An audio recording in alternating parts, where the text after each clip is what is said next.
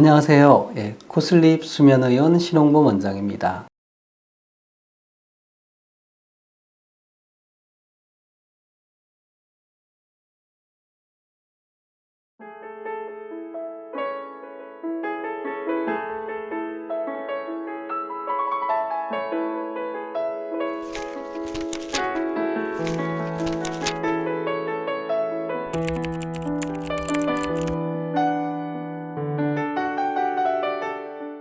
세 번째로는 이제 수술이 싫은 분들 있으세요. 사실은 어, 저는 이제 코 수술은 받아봤습니다. 코에 대한 수술, 그다음 편도 절제술은 받아봤는데 사실 이제 코 수술도 크게 수술을 한 건 아니었고 편도는 필요 없는 조직을 뗀 거라서 사실 수술 후에 이제 후유증, 부작용을 느껴보지는 못했고요.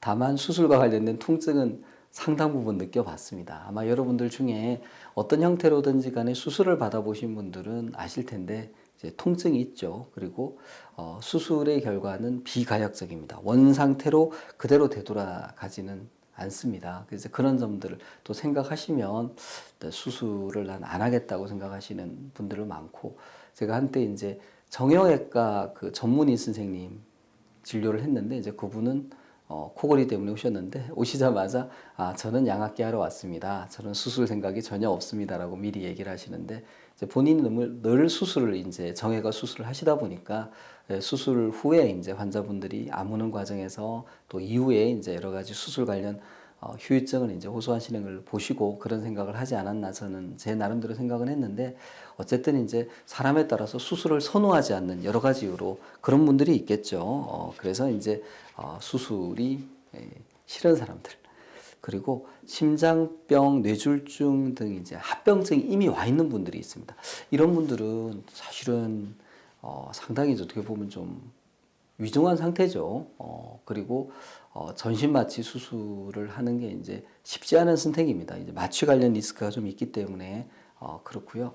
또 무엇보다도 이 심장병 뇌졸중이 있는 경우에는 수면무호흡증이 완벽하게 조절이 돼야 됩니다. 수면무호흡증이 약하게라도 남아 있으면 그것 때문에 또 심장병, 뇌혈관 질환이 악화될 수 있거든요.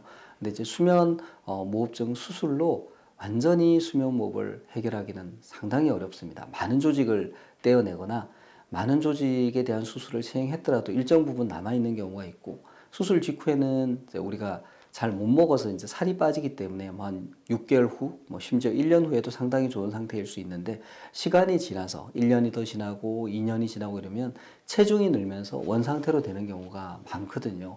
이렇게 되면 이제 수면무호흡증이 다시 혈압을 높이고 심혈관 질환의 위험을 높이기 때문에 이런 분들은 이제 완벽하게 치료할 수 있는, 그러니까 수면무호흡을 완벽하게 조절할 수 있는 그런 양압기 치료를 이제 권하는 게 필요하지 않을까 싶습니다. 마지막으로 이 졸음이 심한 분들이 있습니다. 상당히 심하게 졸린다. 이런 분들 같은 경우에 수면 무호흡증으로 인한 수면 방해, 수면의 이제 유지, 연속성이 깨어져 있는 경우가 많고요. 이런 분들도 이제 우리가 수면 무호흡증을 완벽하게 치료해 줘야 됩니다. 완벽하게 조절해 주는 거죠. 정확히는. 그래야지 이제 남아 있는 수면 무호흡 때문에 졸음을 덜 느낍니다. 느끼는 일이 없어지죠. 그래서 수술을 했을 때는 사실은 우리가 이제 수술, 예를 들어서 시간당 40번 숨이 막히는 사람이 있을 때 그걸 20번으로만 줄여도 상당히 많이 줄인 거예요. 수술을 통해서는. 그러나 시간당 수면 20분의 수면 무호흡이 있는 경우에 여전히 졸음을 느낄 수는 있거든요. 그래서 그것보다는 완전히 줄어들어서 시간당 5 이하로 이제 수면 무호흡을 낮춰줘야 되겠죠. 근데 그렇게 하기에는 이제 양압기 치료가 훨씬 더 유리하다. 양압기 치료는 압력을 높이면서 조절하면 되기 때문에, 그래서 이제 좀 졸음이 심한 분들, 졸음 문제를 좀 해결해야 되겠다. 이런 분들한테도 이제 권할 수 있겠습니다. 그리고 이제 우리가 어떤 치료법을 이제 선택함에 있어서 기본적으로 우리가 한번 했다가 원 상태로 되돌릴 수 있는 치료가 있고, 한번 하고 나면 그 상태로 고정이 되는 치료법이 있다고 할 때 과연 어떤 걸 먼저 시도해보고 선택해봐야 될까요? 사람에 따라 생각이 다르시겠지만 저는 한번 해보고 뭔가 불편하거나 맞지 않으면 포기하더라도 내 몸에 영구적인 손해가 남지 않는 치료, 여기서는 이제 양압기 치료가 우선돼야 되지 않을까. 수술은 한번 하고 나면 되돌릴 수가 없거든요. 그리고 이제 정말 좋고 훌륭한 방식의 수술이라고 하더라도 나하고는 안 맞을 수 있거든요. 그건 우리가 해보기 전에는 알기가 어려운 거고, 일단 수술을 하고 나면 그 결과를 가지고 내가 평생을 살아야 되죠. 누구나 하나의 코를 가지고 있고, 하나의 혀를 가지고 있고, 하나의 목구멍을 가지고 있지, 스페어로 갖고 있어서 하나가 망가지면 다른 걸 끼워서 또 설 수 있는 사람은 아무도 없습니다.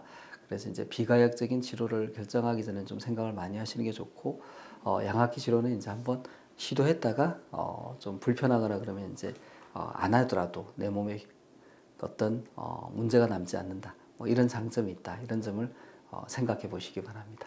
이상입니다. 경청해 주셔서 감사합니다. 구독, 좋아요, 알림 설정 부탁드립니다.